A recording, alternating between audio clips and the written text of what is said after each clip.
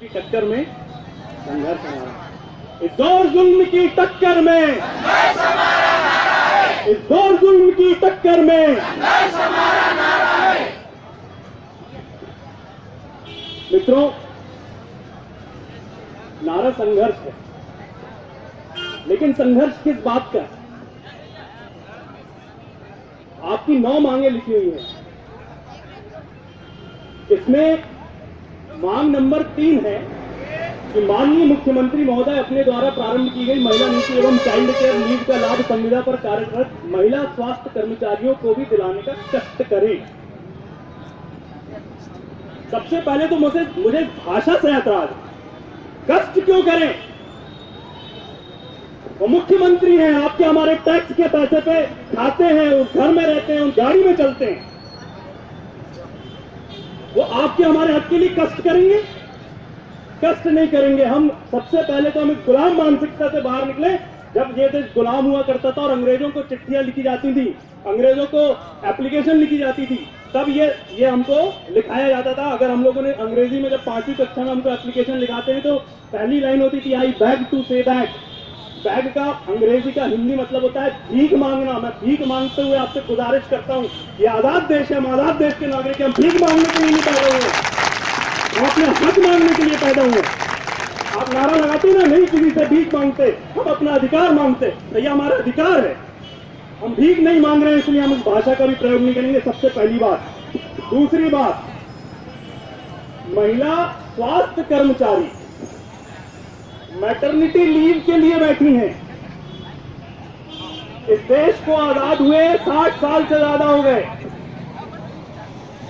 Maternity leave दुनिया में compulsory है, हम मैटरनिटी लीव के लिए भीख मांग रहे हैं।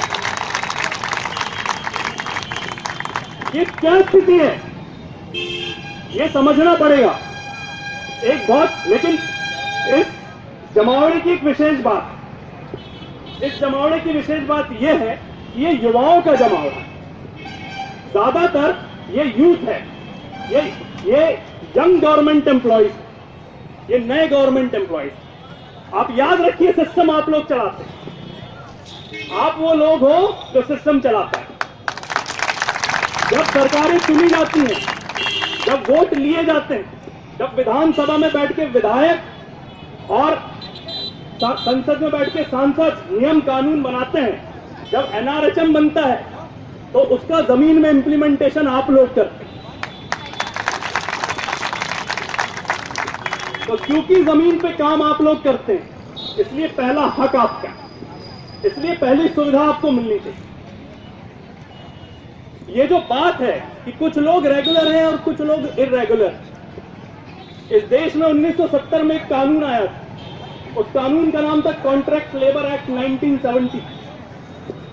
संविदा कर्मचारी, संविदा का हिंदी का अंग्रेजी में मतलब होता है कॉन्ट्रैक्ट।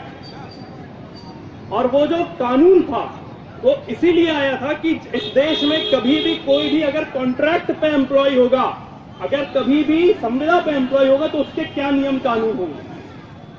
संसद ने उस नियम को पारित किया, उस कानून को पारित किया। उसमें लिखा हुआ है कि किसी भी तरह के रेगुलर नेचर के जॉब में, देखिए 2 तरह के जॉब होते हैं, एक होता है टेम्पररी नेचर, एक होता है रेगुलर नेचर।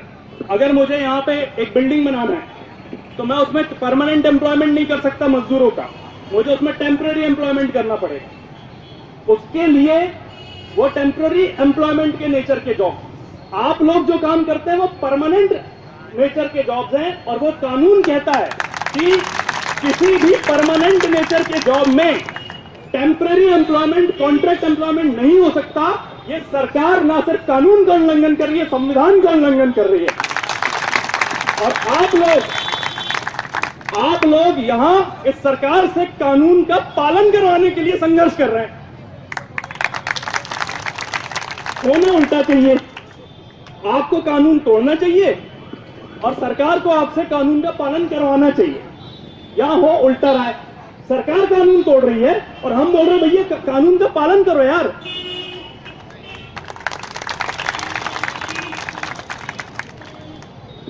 तो आपकी जो मांग है वो कोई कहे कि वो जायज है या नाजायज है, ये बात की बात है। सबसे पहले तो आपकी मांग संवैधानिक है। You people are asking for your constitutional right. इसीलिए लगे रहिए, रुकिए मत, तब तक लड़िए जब तक आपकी मांगे मानी नहीं जाती। और थोड़ा और बड़ा सोचिए, और बड़ा सोचिए। मुझे अभी भी लग रहा है ज्यादातर जो हमारे कर्मचारी संघ के जो नेतृत्व करता होते हैं, नेता होते हैं, उनकी पॉलिटिकल स्ट्रैटेजी ये रहती है कि अभी उतनी मांग की जाए जो मान ली जाए, या उसमें से कुछ मांग ली जाए, फिर हम और आगे बढ़ें। लेकिन जो आपका अल्टीमेट एम है, रेगुलर एम्प्लॉयमेंट होना चाहिए। कॉन्ट्रैक्ट एम्प्लॉयमेंट क्यों? रेगुलर एम्प्लॉयमेंट होना चाहिए सबसे, और इसके आगे इसके पीछे कोई बात ही नहीं है। एम्प्लॉयमेंट रेगुलर हो, खत्म बात। जो सर्विसेज, जो सुविधाएं रेगुलर एम्प्लॉय, और क्यों ना हो, क्या जब अंग्रेजों का शासन हुआ करता था इस देश में, जब सुभाष चंद्र बोस और जब भगत सिंह और ना जाने हमारे कितने क्रांतिकारियों ने अपनी जान गंवाई, वो क्यों गंवाई? वो इसलिए गंवाई थी क्योंकि वो हम पे अत्याचार करते थे। अब हमने अपनी ऐसी सरकारें तैयार कर ली जो अभी भी हम पे अत्याचार करते हैं। बदला क्या? कुछ बदला क्या? तो उससे बदलना पड़े और उसके लिए लड़ना पड़े।